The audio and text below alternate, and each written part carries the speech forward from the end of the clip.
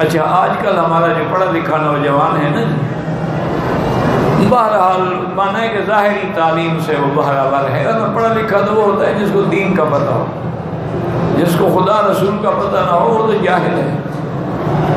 बल अल्लाह ने फरमाया बल हम अज़ल, वो तो गुमराह है, वो तो जानवरों से भी ज़्यादा गुमराह है।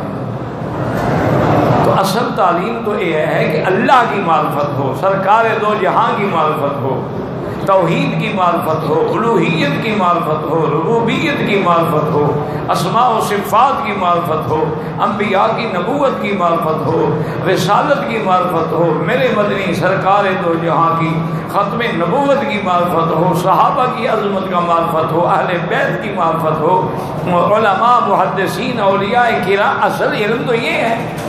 ये कौन सा इल्म है कि आदमी खुदा को तो ना पहचाने का जी बहुत पढ़ा लिखा है, उसने 2 मज़ाबीन में PhD किया है और गोल्ड मेडल लिया है। क्या हो गया भाई गोल्ड मेडल? उसको नमाज पढ़नी भी नहीं आती, गोल्ड मेडल लिया तो क्या फरिश्तों को कब्र में गोल्ड मेडल दिखाएगा कि मुझसे सवाल ना करो, मैंने गोल्ड मेडल लिया हुआ है। और कहेंगे अभी हम आपको बताते हैं तुम्हारे गोल्ड मेडल को कि मकाम अमिन हदीद, वो लोहे के गुर्द बरसाएंगे उस पर। हजूर ने फरमाया अगर वो आवाज़ तुम सुन लो तो कभी मुर्दों को दफन ही न करो, सड़कों पे फेंक के आ जाओ। ये भी अल्लाह का सत्र है कि हुक्म दिया कब्र में डाल दो, पर्दा पड़ा रहे। अगर नेक आदमी है तो कोई नहीं जानता और बुरा आदमी है तो कोई नहीं जानता, अल्लाह ने छुपा दिया है। ये भी उसकी रहमत है, उसकी अज़मत शान है कि जैसा है कैसा है पर्दा रहने दो।